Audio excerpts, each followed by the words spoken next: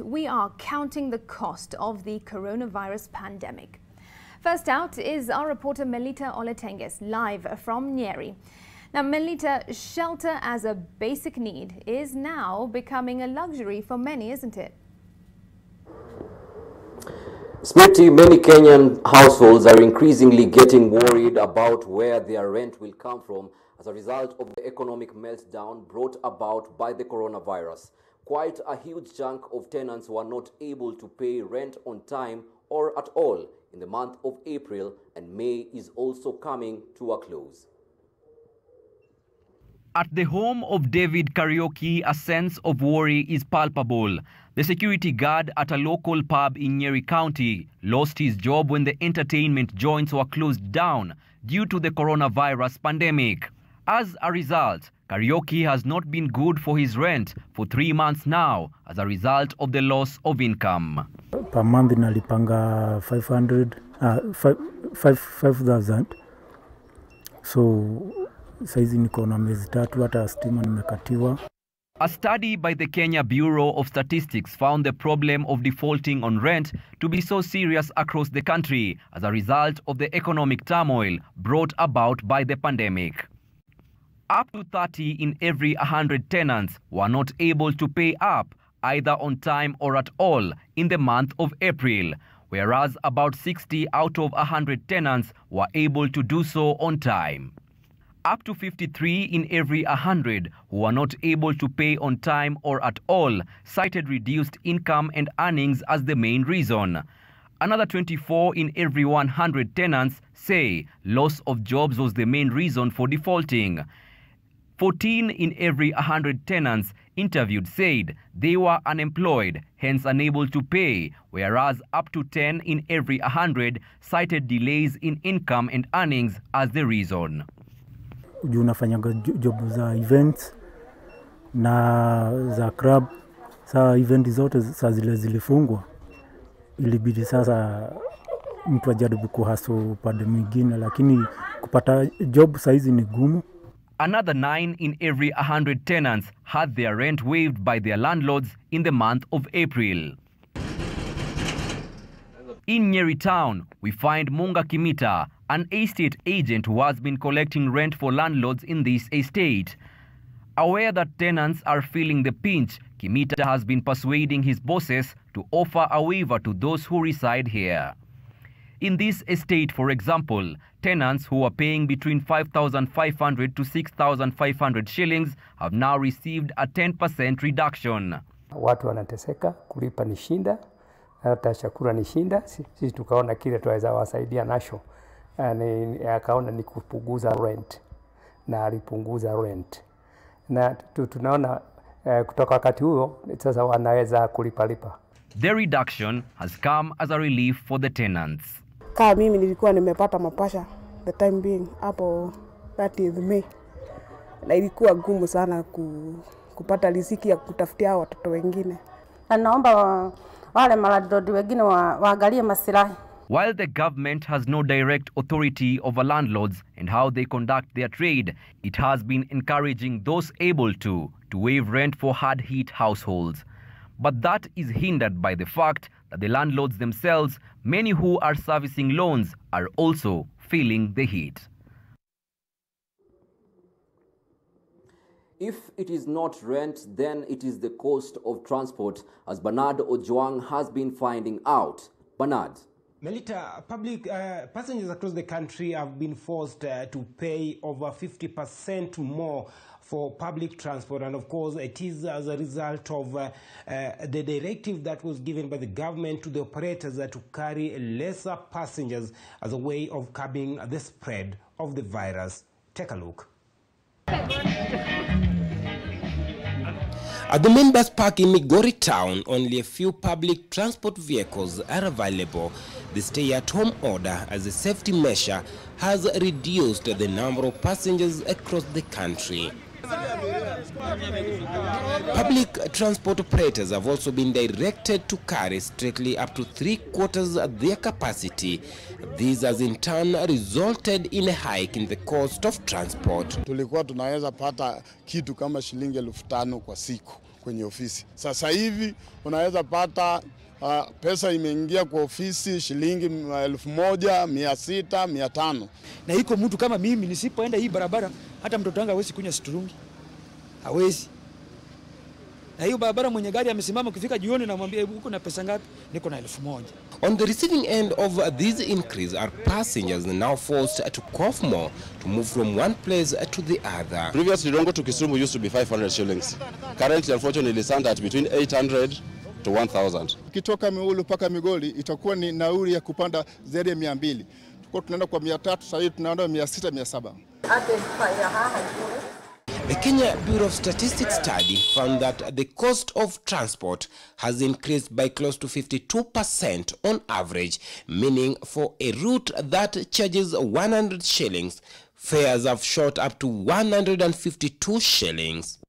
Migori County has the highest increase, charging up to 78 shillings over and above the usual amount for every route. In Kitui County, operators charged up to 77 shillings more, while in Marsabit County, bus fares rose by 69 shillings for every route.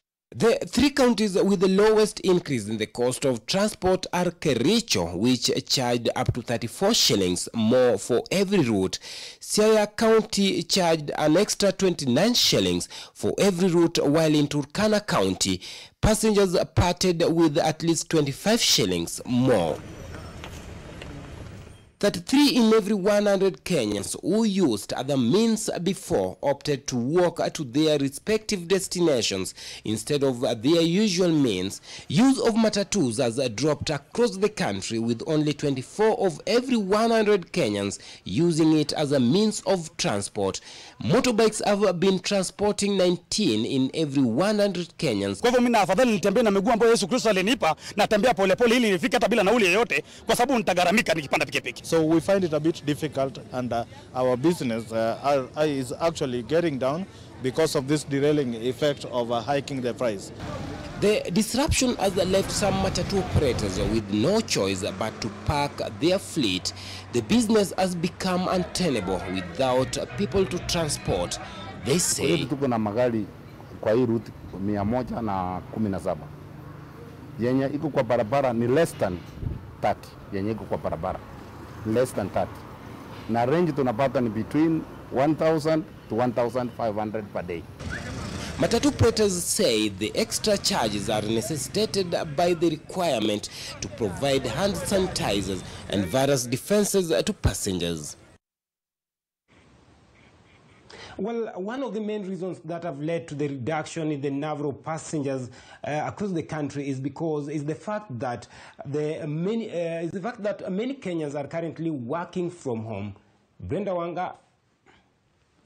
Indeed, Bernard, as many Kenyans worry about the cost of transport and the rest, the very source of that livelihood is now under threat. The spread of this virus, the unrelenting spread of the virus, is now eating into the working hours and affecting productivity just about across every other sector of the economy. Take a look. The silence here is only broken by the sounds of nature. In pre-COVID-19 times, the squeals of children in the playground at break time would dominate. Your eyes. From an empty classroom, Caroline Mutinda, a teacher here, is doing her best to ensure that her pupils are getting some semblance of learning. We are now having Zoom classes in our school from PP1 to grade 8, which is a way of reaching to the kids now when they are at home. But it is the only way that the teachers can keep working, albeit with considerable downtime. School, I used to have 7 lessons, each 30 minutes, but now we are having only 1 lesson, 40 minutes, which is a disadvantage to the kids because we are taking few content at a time. Report what we have said, report what everyone is saying. The pandemic has caused a reduction in working hours across various sectors and industries. Education tops the list, with teachers found to be losing up to 40 working hours every week. Wholesale and retail traders like shops and supermarkets have been losing 13 hours every week, whereas the insurance industry has been losing up to 12 working hours every week. The agriculture industry has seen a shrink of up to 8 hours to tend to farms, while medical practitioners, largely on the front line of the war, have been losing up to 5 working hours. Public administration and security agencies have been losing 2 working hours every week. As for the reasons for absence, 49 out of every 100 working Kenyans interviewed cited the stay-at-home order as the reason for losing in working hours. Another 17 out of 100 cited economic reasons for reduced working hours. Up to 14 in 100 people interviewed said they had been laid off from work, while 1 in 100 cited lack of transport as a reason. Up to 92 in every 100 people say they are not sure when they will resume work. Another 6 in every 100 Kenyans say they might return between 1 to 3 months, whereas 1 in every 100 Kenyans say they are certain about not returning to work at all. The impact of the productivity, like the syllabus-wise, we cannot start a new concept because not all the pupils have joined the Zoom. E-learning is a stopgap measure that hasn't got the buy-in of all stakeholders, some key ones are that. E-learning cannot work. It poses a lot of inequity. One biggest risk in COVID-19 is inequality in access of education. But education isn't the only sector grappling with reduced working hours and productivity occasioned by the COVID-19 pandemic and the response measures. Tunafanya working hours yetu ni kutoka saa 2 mpaka saa 10, ndiposa wale ambao wanaenda mbali wakaweza kufika ndio wasishikwe na kafyu. Pia wakati wa jioni kunakuwa na challenges ya transportation, so we release them early ili waweze kufika na wakuwe wako safe nyumbani. Human resource practitioners say that the landscape of work may have been altered, perhaps permanently, by this virus. In the short term, we are going to see people continuing to work from home for various reasons, mostly driven by the costs that an employer will have to incur to bring everybody back to the office. I say this because we know the government's requirements in terms of compliance to minimize infection. Our health reporter Eunice Omolo has been looking into the risks that come with this pandemic within the health sector. Eunice? Brenda, patients with various pre-existing medical conditions have been found to be at a greater risk should they contract the coronavirus. The Bureau of Statistics study found that quite a number of Kenyan households have members with such conditions. Take a look. At the home of Simon Maina in Huruma Flats, Nairobi, anything touching on his daughter has to be done with extra care and attention. Eunice Washera suffers from rheumatic arthritis and lupus, conditions that have put her at a greater risk should she contract COVID-19. I rarely go out, even to the shops, maybe like once or twice a week. My immunity being low, there's that fear, and COVID-19 being a respiratory condition, and I already have an issue with my lungs. So yeah, there's that fear of contracting it because I know, God forbid, if I happen to get it, that would mean taking me down pretty fast. I was really shocked when I came to learn that she could no longer go to school because of a condition which started as just a pain in one of her ankles and later developing into pain in both of her ankles and swelling. Washera's condition attacks the biological component that fights diseases, weakening her ability to repel microbes like coronavirus. Juvenile rheumatoid arthritis. That is an autoimmune condition whereby the body attacks the health tissues, cells, and so the body starts attacking itself. Washera is one among many Kenyans with pre-existing medical conditions doing everything they can to keep away from the coronavirus. The Kenya National Bureau of Statistics survey shows that in every 100 Kenyan households, 17 have a member with a pre-existing medical condition. 78 of every 100 households reported having no member with a pre-existing medical condition, whereas 5 out of 100 households do not know.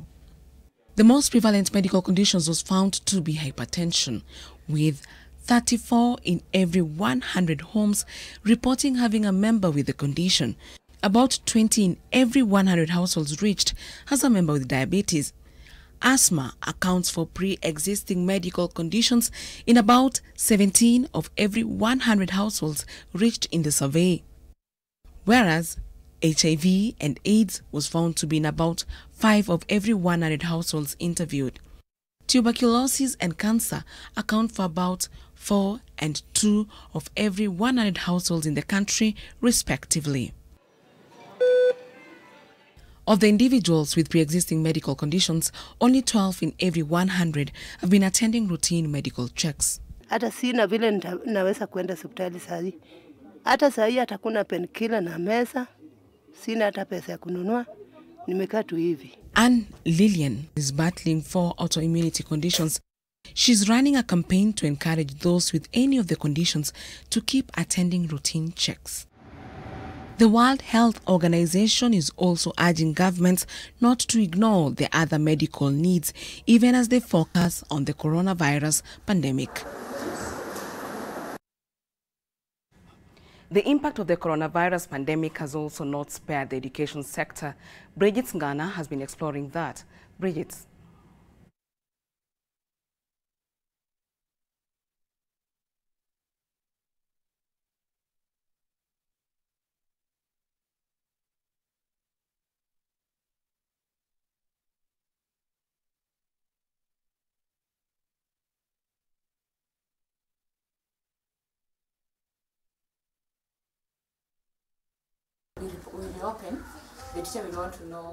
For the past 3 weeks, Irene Osore and her daughter Eflin Adhiambo have been undertaking her daily lessons at home through a WhatsApp group created by the private school Eflin attends.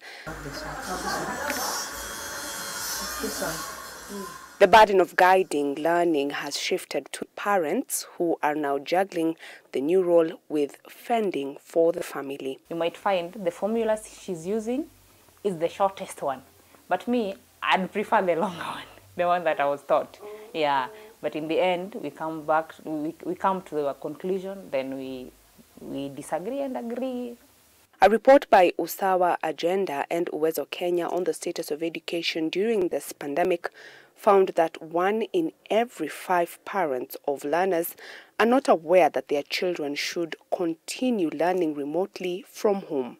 Eflin represents 22 out of every 100 learners in the country who have access to digital learning, according to the report. Sometimes she's doing her homework, then kidogo you hear somebody is calling her. Like her attention is being needed outside. And then so I have to like be there to keep a stop to that, because they might be needing her to go and maybe play outside, and here she's busy doing something that is worth her time. The status report on the socio-economic impact of the coronavirus on Kenyan households by KNBS found that 48 out of every 100 learners are catching up with their lessons through homeschooling, and some 24 out of every 100 learners have not been continuing with learning.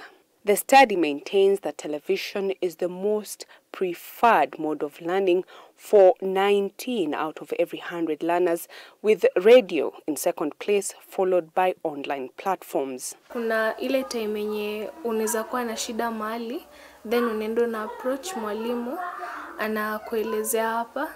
Learners in public institutions are twice likely to miss out on learning through digital platforms compared to their counterparts in private institutions. Most parents have been citing poverty, lack of electricity, smartphones, and internet connectivity as deterrents to accessing digital learning.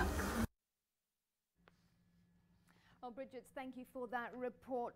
And now we wait, of course, for direction on the resumption of school. Well, for the past few months, news about the coronavirus has dominated the headlines, and it's been the main topic of conversation. But what is the actual awareness about COVID-19 among Kenyans? Coming up on your screen now are some statistics from the survey on socio-economic impact of COVID-19 on households report by the Kenya National Bureau of Statistics. Well, there you have it. 99.4% of Kenyans have heard about the coronavirus. Well, where did they hear from? Nationally, the majority of Kenyans said that the source of information on the virus came from radio and television, with 82% hearing from radio, about 63% from TV, and others from a flyer, a poster or billboard, and then 39% from mobile messages. Well, to the knowledge of protective measures now against the virus, and nearly all adults aged 18 years and above are aware that washing hands with soap is a preventative measure at 97%. Meanwhile, 79% of Kenyans are aware that using a mask is a measure. That's over here.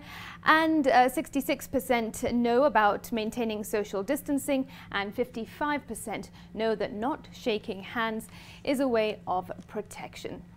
All right, to the symptoms now, and fever and dry cough were reported by the majority of individuals as the most known symptoms of the coronavirus at 87% and 78% respectively.